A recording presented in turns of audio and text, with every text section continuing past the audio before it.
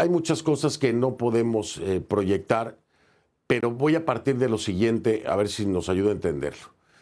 En la guerra de los 12 días, el año pasado, en junio, ¿sí? Cuando bombardea Estados Unidos los supuestos puntos de interés por el desarrollo de armas nucleares, presuntamente, o de enriquecimiento de uranio, se dijo por parte de la administración Trump que se habían disminuido completamente las capacidades de Irán para precisamente desarrollar armas nucleares. Se escucha la semana anterior a que se dé este bombardeo, o bueno, la misma semana prácticamente a que se dé este bombardeo desde la Casa Blanca, por parte de los negociadores, que se estaba llegando a un acuerdo, que la paz estaba muy cerca. Y cuando nadie lo esperaba, se da este bombardeo.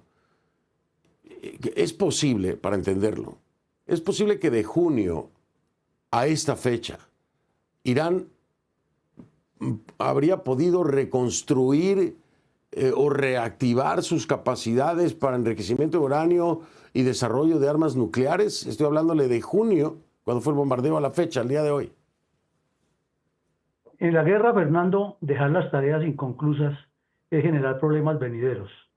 En ese momento, el señor Donald Trump tomó la decisión de que suspendía cualquier actividad a pesar de que lo que le había pedido de manera persistente Israel, que era golpear simultáneamente las fábricas de misiles de largo alcance y mediano alcance y los drones, pero no hizo caso. Por el contrario, salió a decir a los cuatro vientos que ya había una paz entre Israel e Irán, que hacía parte de sus 8 paces que había hecho y que le tenían que dar el premio Nobel. Pero el señor Netanyahu, que en ese sentido es mucho más centrado y muy claro, siguió insistiendo y demostró con hechos que se aproximaba a un ataque de retaliación muy rápido, probablemente al término del Ramadán, contra Israel, con todos estos equipos que han lanzado contra los otros países. Entonces que había que actuar y por eso cambió de tercio, pero seguimos viendo una cantidad de lagunas que solo el tiempo dirá cómo se está jugando este ajedrez en varios campos. Yo le preguntaba esto porque si es cierto lo que se declaró en su momento por parte de la Casa Blanca, ¿cuánto tiempo puede Irán sostener esta guerra, esta retaliación? Si realmente se disminuyeron sus capacidades en la guerra de los 12 días el año pasado, en junio, ¿no pensaría que tiene mucha fuerza para resistir el embate de dos países, de dos potencias en ese sentido, Israel y Estados Unidos? ¿Usted qué piensa, teniente coronel? ¿Se tienen las capacidades de Irán para sostener este frente? No las tiene, no las tiene, y su capacidad de misilera y su capacidad aérea están prácticamente agotándose y en cualquier momento se queda sin misiles, pero lo que sí conserva, y es lo que ellos quieren conservar, es que mientras no haya tropas terrestres que invadan a Israel y apoyen la rebelión popular, que es lo que se busca, pues ellos se sostendrán y mantendrán el régimen chiita, que es lo que más les interesa, pero están llevando al propio pueblo a un sacrificio y a ellos mismos a un harakiri, porque aquí ya no hay reversa atrás y entre más se demoren, más sangrienta será la salida de los ayatolás y su régimen criminal.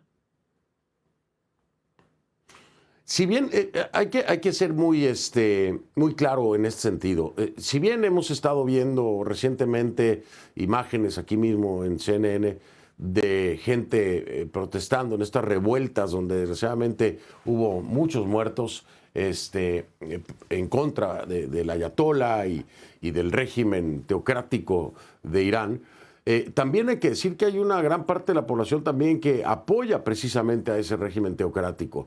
¿Qué tanto se tiene de expectativa que un país dividido vaya a poder lograr generar un movimiento social que termine en un cambio de régimen? Es difícil entenderlo cuando se ven a los dos bandos manifestándose.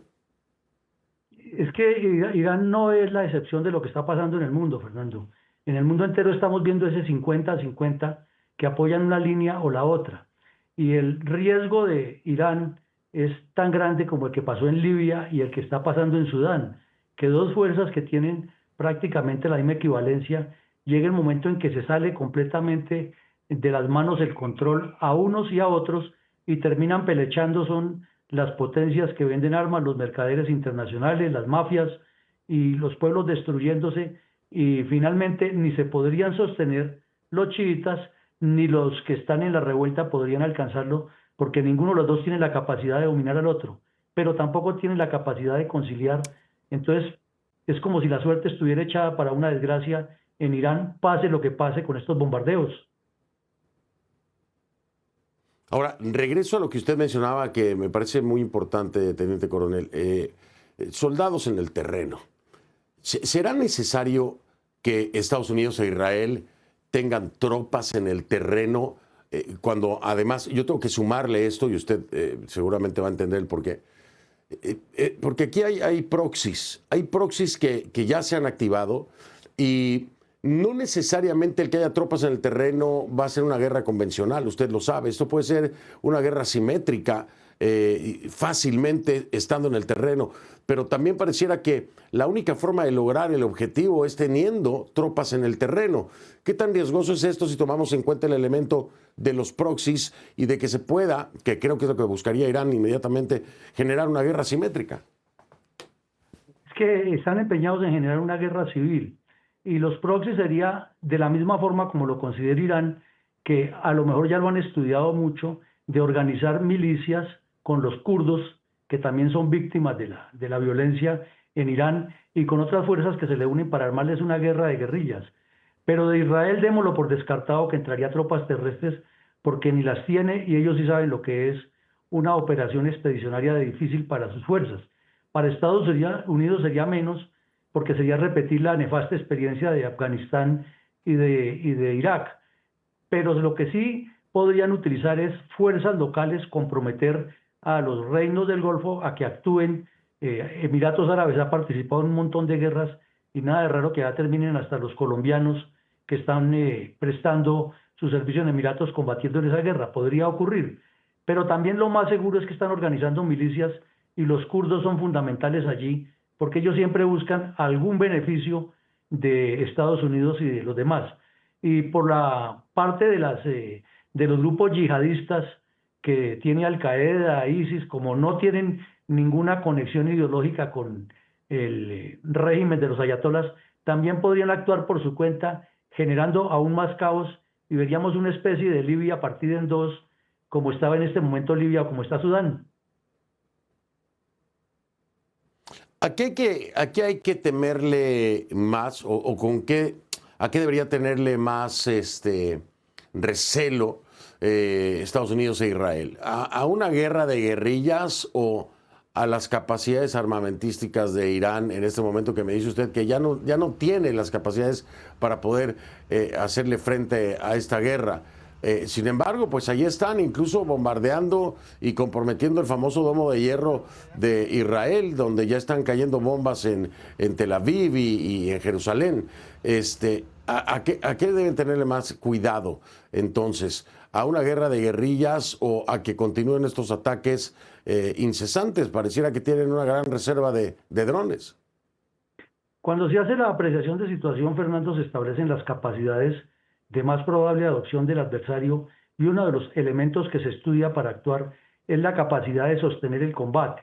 Entonces, por ahora han sostenido el combate 3 días y puede que lo sostengan más días en ese mismo estilo porque quizás tienen una buena reserva o una reserva todavía adecuada, pero es que vayamos mirando que día a día también lo están depredando y van quedando sin ninguna fuerza y les van restando la moral. Entonces tendrían que pasar a una guerra irregular que sería el escenario que se analiza en la apreciación de situación de Estado Mayor y que es el más complejo y es donde vienen las decisiones qué hacer.